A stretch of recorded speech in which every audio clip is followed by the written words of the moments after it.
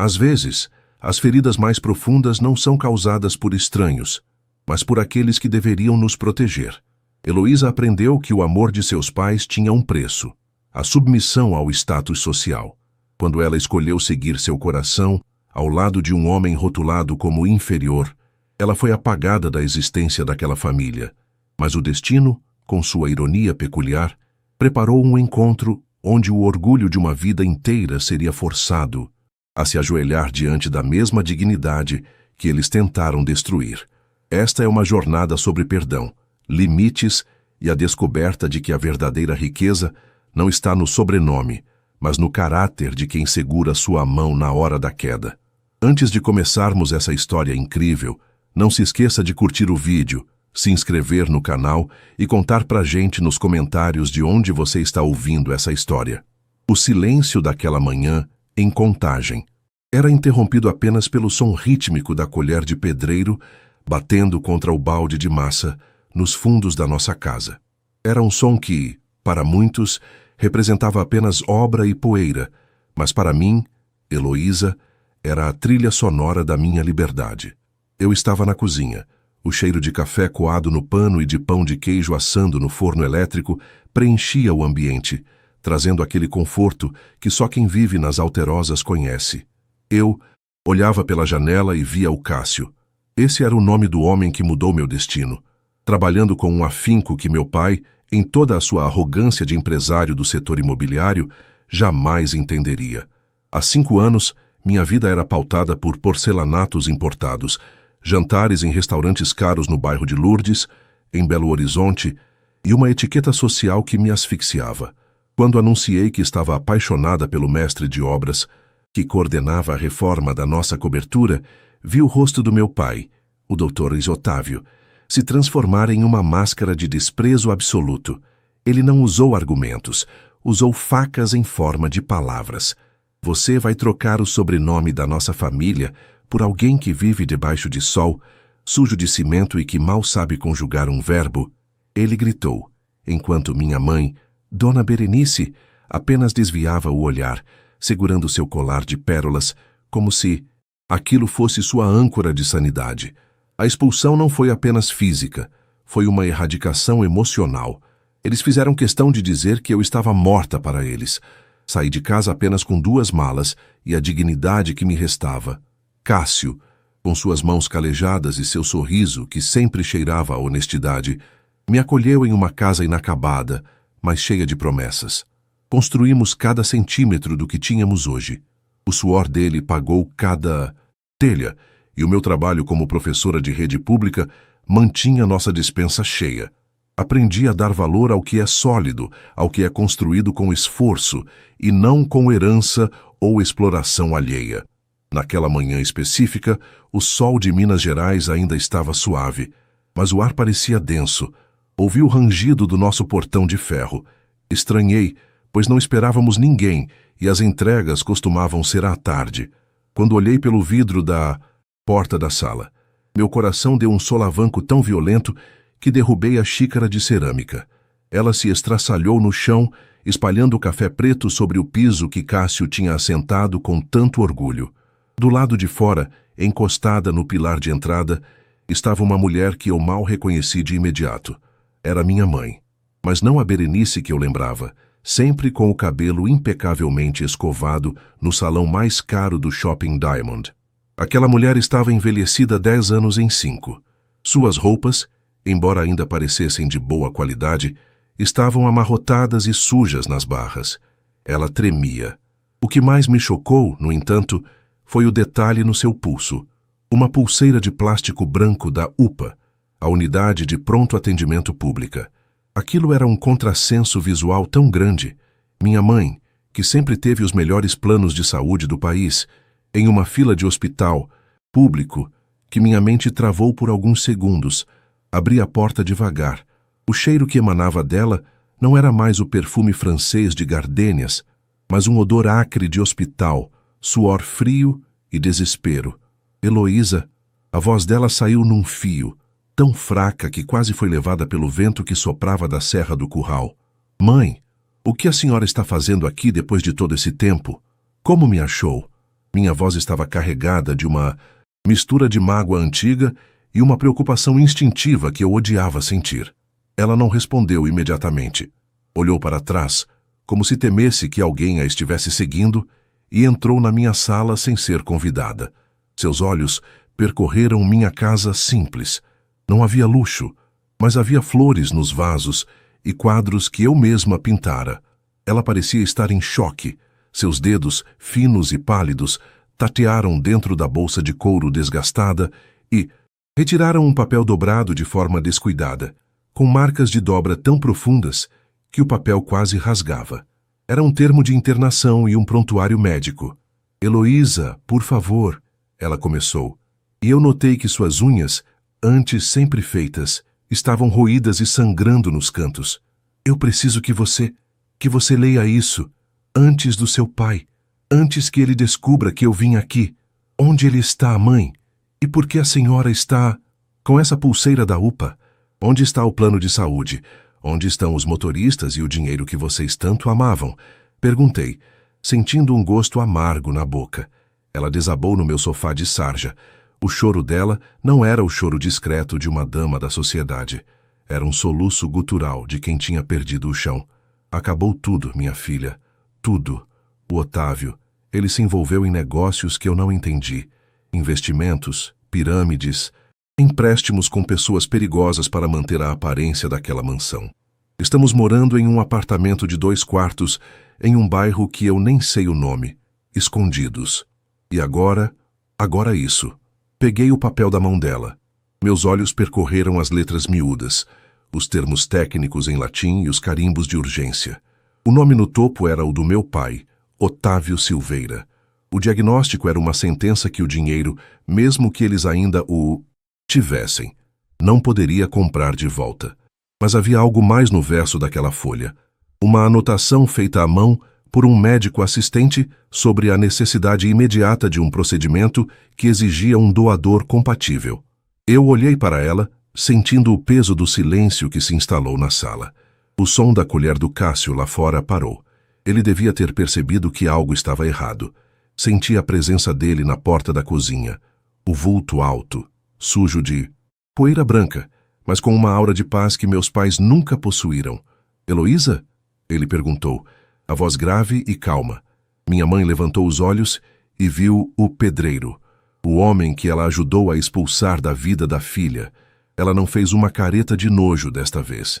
Ela baixou a cabeça, as lágrimas caindo sobre o termo de internação.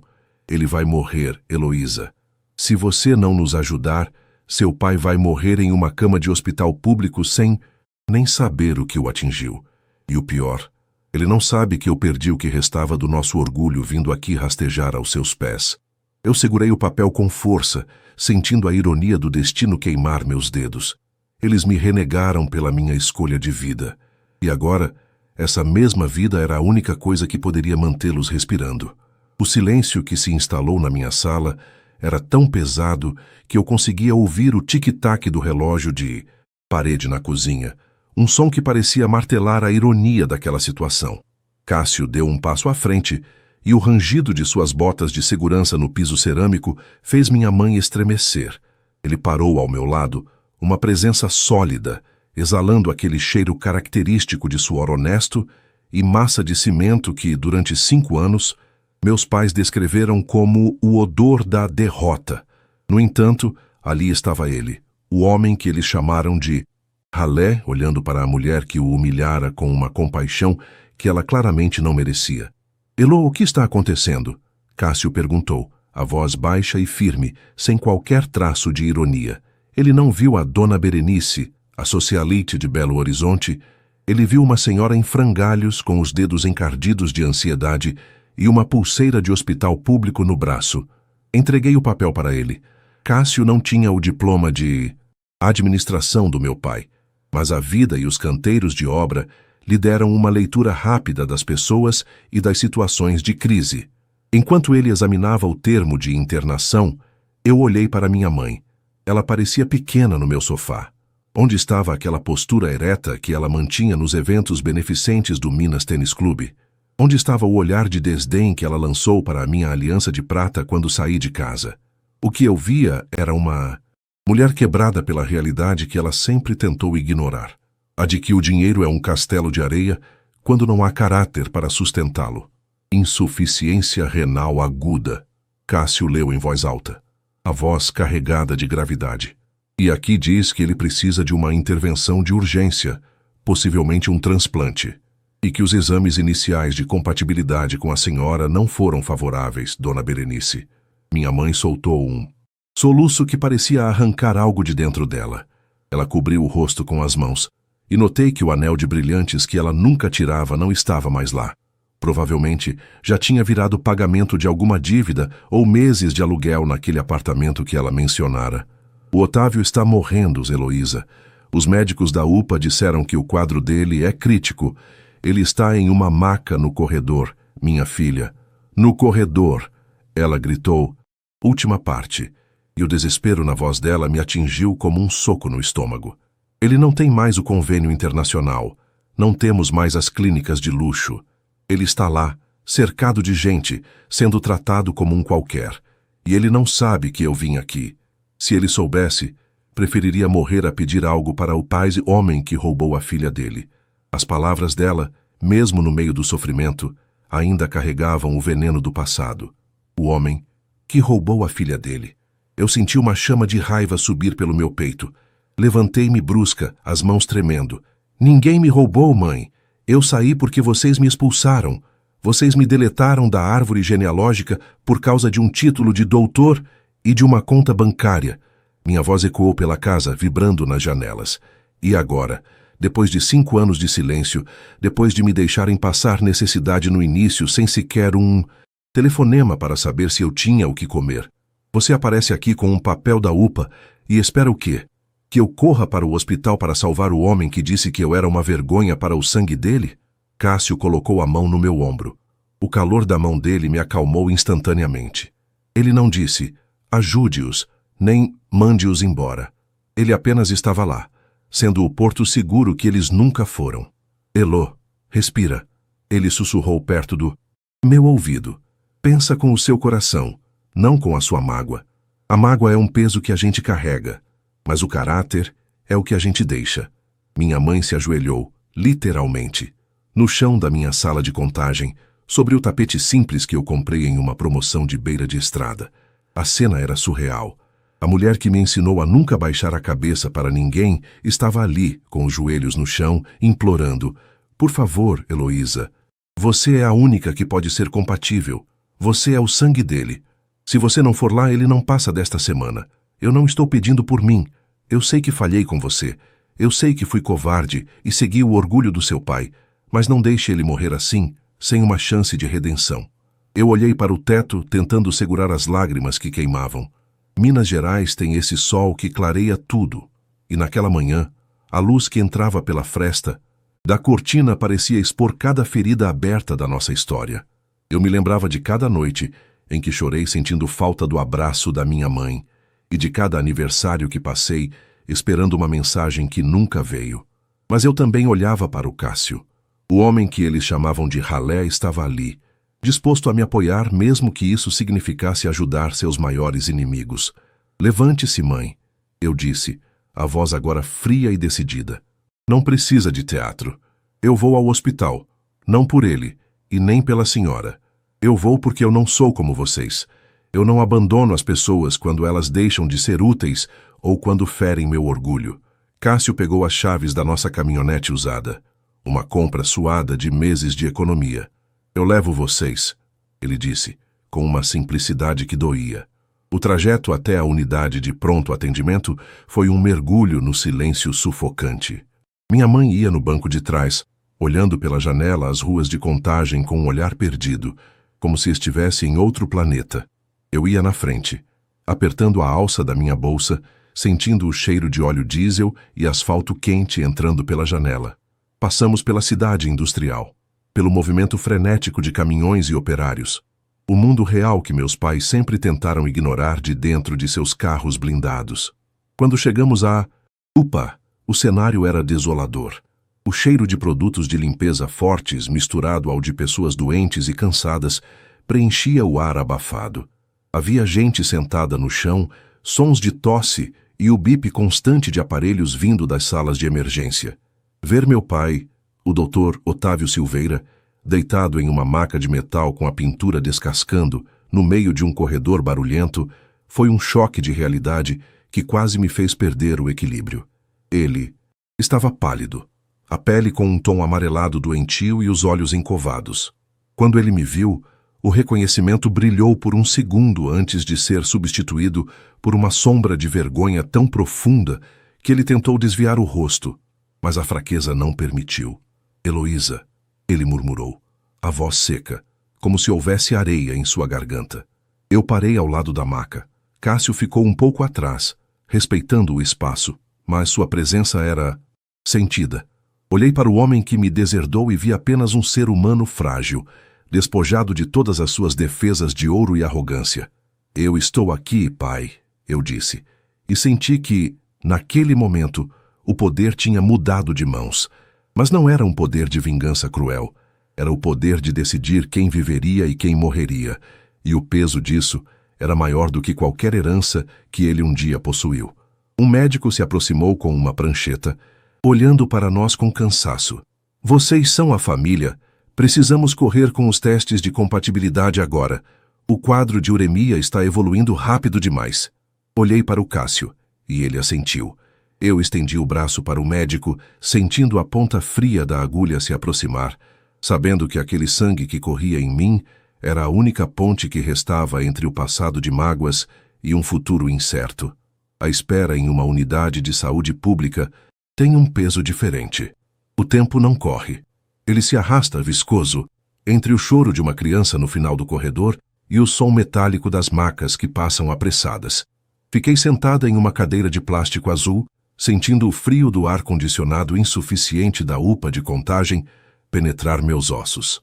Cássio tinha ido buscar um café de máquina e um pão com manteiga na lanchonete da esquina para minha mãe, que não comia nada desde o dia anterior. Quando ele voltou, entregou o lanche com uma delicadeza que me fez querer chorar. Ele não guardava rancor, ele guardava humanidade. Minha mãe aceitou o copo de plástico com as mãos trêmulas, sem conseguir olhar nos olhos do homem que ela passara anos chamando de analfabeto funcional. Obrigadas, rapaz, ela murmurou, a voz quase sumindo. Foi a primeira vez que ela se dirigiu a ele sem usar um tom de ordem ou desdém. Cássio apenas acenou com a cabeça e se sentou ao meu lado, pegando minha mão. As mãos dele eram ásperas, cheias de pequenas cicatrizes de cortes de arame e calos de carregar tijolos, mas eram as mãos mais seguras que eu já conhecera. Eu olhava para a porta da sala de exames, sentindo uma tempestade interna. Eu vou dar um pedaço de mim para o homem que me arrancou do coração dele. Eu pensava. A ironia era ácida. O Dr. Otávio Silveira, o homem que construiu impérios de concreto armado e vidros espelhados na Savassi, agora dependia do sangue contaminado pela vida simples que eu escolhi. 2 horas depois, o médico de plantão, um homem jovem com olheiras profundas chamado Dr. Felipe, apareceu no corredor. Ele limpou o suor da testa com o antebraço e nos chamou. Heloísa, os exames preliminares mostram uma compatibilidade excelente. Sendo bem honesto, dado o estado do seu pai, você é a única chance real dele agora. O quadro de insuficiência progrediu para uma crise urêmica grave. Precisamos transferi-lo para um hospital com suporte cirúrgico imediato para a biópsia final e o preparo do transplante. Minha mãe soltou um suspiro que pareceu esvaziar todo o seu corpo. Eu, por outro lado, senti um peso imenso cair sobre meus ombros. Onde vamos conseguir essa transferência, doutor? Perguntei. Eles não têm mais convênio. Pelo SUS, via sistema de regulação. Pode demorar dias, o médico respondeu, com a franqueza brutal de quem lida com o sistema todos os dias, a menos que ele seja estabilizado e consiga uma vaga de urgência por conta do risco de morte iminente. Cássio se levantou, ajeitando a camisa de brim suja de pó. Doutor, faça o que for preciso nos papéis. Eu tenho umas economias guardadas. A gente ia usar para bater a laje da segunda parte da nossa casa. Mas, se precisar de algum remédio ou transporte que o Estado não der agora, a gente resolve. Minha mãe olhou para Cássio com um choque genuíno. Ela sabia o quanto aquele dinheiro representava para nós. Cada centavo ali era fruto de domingos trabalhados e de marmitas levadas de casa. Aquele pedreiro estava oferecendo o sonho da casa própria dele para salvar a vida do homem que o humilhara, no canteiro de obras 5 anos atrás. O silêncio que se seguiu foi quebrado pelo barulho de um monitor cardíaco apitando dentro da sala de observação. Os dias seguintes foram um borrão de corredores brancos e cheiro de éter. Conseguimos a transferência para o Hospital das Clínicas em Belo Horizonte. Acompanhei cada passo do processo. Vi meu pai ser levado em uma maca, despojado de seus ternos italianos, vestindo apenas um camisolão de algodão áspero que deixava suas pernas magras à mostra. Ele não falava.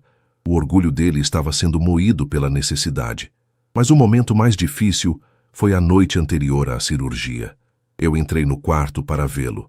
O quarto era coletivo, dividido com outros 3 pacientes. O cheiro de doença era forte. Otávio estava acordado, olhando para o teto descascado. Quando ele sentiu minha presença, seus olhos se moveram devagar. Por quê? Heloísa, ele perguntou. A voz era um sussurro rouco. Depois de tudo que eu te disse, depois de ter te deixado sem nada, por que você está fazendo isso? Sentei-me no banquinho de metal ao lado da cama. Porque o Cássio me ensinou que a gente não define quem é pelo que o outro faz conosco, pai. A gente define quem é pelo que faz com o que o outro nos causou. Você me deu um nome e educação, mas ele me deu a lição de que o caráter não depende de conta bancária. Eu não estou te dando um rim por obrigação de filha. Estou te dando porque eu sou livre, livre do seu ódio e da sua arrogância. Ele fechou os olhos e uma lágrima solitária escorreu, sumindo no travesseiro amarelado. Não houve um pedido de desculpas formal, mas o estremecer de suas mãos sobre o lençol dizia o que sua boca não conseguia articular. A cirurgia durou horas. Lembro-me da sensação da anestesia, subindo pelo meu braço, do frio da sala de operação e da luz branca ofuscante. Quando acordei, a dor no meu flanco era aguda, como se um ferro quente estivesse encostado na minha pele, mas a sensação de leveza na alma era indescritível. Cássio estava lá quando abri os olhos. Ele cheirava a café fresco e estava com aquele sorriso torto que sempre me dava esperança. Deu tudo certo, meu amor, ele disse, beijando minha testa. O velho já está na recuperação. O médico disse que o órgão novo começou a funcionar quase na hora. Você salvou ele. A recuperação foi lenta. 3 meses se passaram. Meus pais não tinham para onde ir. O apartamento onde estavam morando de favor tinha sido retomado. A mansão no bairro Belvedere era agora propriedade de um banco, vendida em leilão para pagar credores trabalhistas e empréstimos de agiotas. Foi então que tomei a decisão que selaria nossa nova realidade. Trouxe-os para morar conosco, em Contagem. O dia da chegada deles foi emblemático. Cássio tinha terminado de rebocar o quarto extra que havíamos planejado para ser o nosso futuro escritório. Meus pais chegaram com 3 malas, tudo o que restou de uma vida de ostentação. Meu pai, ainda caminhando com dificuldade e usando uma bengala, parou no portão da nossa casa. Ele olhou para as paredes de tijolo aparente, para a calçada limpa e para o jardim de samambaias que eu cuidava com tanto zelo. Dona Berenice entrou primeiro, carregando uma sacola de remédios. Ela se dirigiu à cozinha e viu a mesa posta com simplicidade: café, queijo de Minas e broa de milho. Ela não reclamou da falta de louça de porcelana. Ela apenas se sentou e começou a chorar silenciosamente. Mas o payoff, o acerto de contas final com o destino, aconteceu no final daquela tarde. Meu pai estava sentado na varanda, observando Cássio chegar do trabalho. Cássio estava exausto, com a roupa manchada de argamassa e o rosto suado. Ele cumprimentou meu pai com um aceno respeitoso e se preparou para entrar. Cássio, meu pai chamou. A voz ainda fraca, mas carregada de uma clareza nova. Cássio parou e se virou. Sim, seu Otávio. Eu passei a vida construindo prédios para pessoas que eu nem conhecia, só para provar que eu era maior que os outros, mas eu não sou capaz de levantar uma parede com a dignidade com que você sustenta essa família. Aquelas palavras pairaram no ar morno de Minas. Cássio não sorriu triunfante. Ele apenas deu um passo à frente e estendeu a mão para o homem que um dia o chamou de lixo. O senhor agora tem um teto, seu Otávio, e ele foi construído com as mãos que o senhor desprezou. Mas aqui, ninguém é maior que ninguém. Aqui a gente só é família. Eu observava da porta, sentindo que a vingança não era ver meus pais na miséria, mas vê-los ter que admitir que a felicidade que eles nunca compraram estava no lugar que eles sempre odiaram. No entanto, o destino ainda guardava uma última surpresa. Uma carta chegou na semana seguinte, vinda do escritório de advocacia que cuidava da massa falida das empresas do meu pai. Havia uma cláusula escondida em um dos destinos, antigos contratos de sociedade que poderia mudar tudo, ou destruir de vez a paz que tínhamos acabado de encontrar. A tarde em Contagem caiu acompanhada por uma chuva fina, daquelas que em Minas Gerais chamamos de chuva de levar poeira, deixando no ar aquele cheiro inconfundível de terra molhada, misturado ao asfalto quente que subia da rua. Eu estava na cozinha, observando as gotas escorrerem pelo vidro da janela, enquanto o som abafado do rádio de pilha do Cássio, vindo da área de serviço, tocava uma moda de viola antiga. A paz que tínhamos conquistado nos últimos meses era frágil, como uma porcelana colada, mas era nossa. Meus pais, agora instalados no quarto que Cássio construíra, pareciam sombras do que um dia foram, mas havia uma dignidade nova naquele silêncio. Foi quando o barulho do portão de ferro rangeu, e o carteiro, protegido por uma capa de chuva amarela, buzinou. Cássio foi atender, limpando as mãos sujas de graxa em um pano de prato velho. Ele voltou com um envelope pardo, volumoso, com o timbre em relevo de um dos escritórios de advocacia mais caros da Praça da Liberdade, em Belo Horizonte. Senti um calafrio percorrer minha espinha. Aquele papel parecia um intruso em nossa casa simples. Chamei meu pai, que estava na sala lendo um jornal antigo, e minha mãe, que ajudava a dobrar as roupas limpas. Sentamos todos à mesa de fórmica da cozinha. O vapor do café recém-passado subia, criando uma névoa entre nós, enquanto eu rasgava o envelope com os dedos trêmulos. É sobre a falência da construtora Silveira. Comecei a ler, sentindo minha garganta secar. Consta aqui que, durante a liquidação de bens, foi encontrada uma apólice de seguro e um título de propriedade de um terreno de 3.000 metros quadrados na região do Vale do Sereno, em Nova Lima. Meu pai deu um solavanco na cadeira, os olhos fundos brilhando com uma centelha daquela antiga ganância que quase o destruiu. O terreno do Vale do Sereno, ele murmurou, a voz falhando. Eu comprei aquilo há 30 anos, Heloísa. Achei que tinha perdido em uma das penhoras da década de 90. É uma das áreas mais caras do estado hoje em dia. Eu continuei a leitura, ignorando a súbita euforia dele. O documento explicava que o terreno nunca fora incorporado aos bens da empresa porque estava registrado em meu nome. Uma doação irrevogável feita pelo meu avô materno quando eu ainda era criança, com uma cláusula de usufruto que meu pai tentou, sem sucesso, reverter anos atrás. O valor estimado era de alguns milhões de reais. O silêncio que se seguiu foi cortado apenas pelo som da chuva batendo nas telhas de amianto. Minha mãe levou a mão à boca, os olhos marejados. Meu pai, por outro lado, já estava com a postura mais ereta. Heloísa, isso muda tudo, ele exclamou, batendo com a mão na mesa. Podemos sair daqui. Podemos pagar os advogados, limpar meu nome. Talvez eu consiga reabrir uma pequena consultoria. Podemos voltar para o lugar de onde nunca deveríamos ter saído. Vamos contratar uma imobiliária amanhã mesmo. Olhei para o Cássio. Ele não disse uma palavra.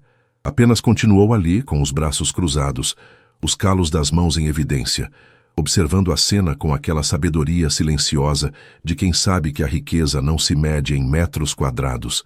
Depois, olhei para o meu pai, o homem que eu salvara com meu próprio sangue, que agora, diante da primeira possibilidade de reaver seu status, já planejava abandonar a vida que o acolheu. Não, pai, eu disse, a voz calma, mas com a firmeza de quem assentou cada tijolo de sua própria história. Nós não vamos a lugar nenhum. Esse terreno está no meu nome, e eu decidi o que vou fazer com ele. Do que você está falando, minha filha? É a nossa chance de sermos quem fomos de novo, ele retrucou, a face ficando vermelha, a arrogância de outrora espiando pelos poros. Nós já somos quem somos, pai. O problema é que você ainda não aceitou que quem fomos era uma mentira sustentada por aparências e dívidas. Respondi, sentindo um peso enorme sair das minhas costas. Eu vou vender o terreno, sim, mas o dinheiro não vai para consultorias ou para voltarmos ao Belvedere. Metade dele vai para quitar as dívidas trabalhistas que você deixou para trás, de operários que, como o Cássio, trabalharam sol a sol e foram embora sem um centavo quando sua empresa ruiu. A outra metade será investida aqui. Cássio me olhou surpreso. Continuei. Vou abrir uma cooperativa de construção civil. O Cássio será o mestre de obras e gestor. Vamos contratar pessoas honestas, dar treinamento, pagar salários dignos e construir moradias populares de qualidade. E quanto a vocês, vocês têm este teto. Terão conforto, saúde e o carinho da família, mas não terão mais o luxo que cega. O doutor Otávio Silveira morreu naquela maca da UPA. O homem que vive aqui agora é o meu pai, e ele precisa aprender a viver com a verdade. Minha mãe começou a chorar, mas desta vez não era um choro de desespero. Ela se levantou e caminhou até mim, pegando minha mão. Você está certa, Heloísa. Pela primeira vez em décadas, eu consigo dormir sem medo do telefone tocar ou de um oficial de justiça bater à porta. Eu prefiro o cheiro de café desta cozinha do que o perfume caro daquela solidão. Meu pai murchou na cadeira. A realidade o atingiu como uma marreta derrubando uma parede mal construída. Ele olhou para o Cássio, depois para mim, e por fim, para as próprias mãos, que agora tremiam não de raiva, mas de uma profunda compreensão. Ele percebeu que a minha vingança não foi deixá-lo morrer ou vê-lo na miséria. Minha vingança foi dar a ele exatamente o que ele sempre desprezou, a simplicidade e a dependência de quem ele chamava de inferior.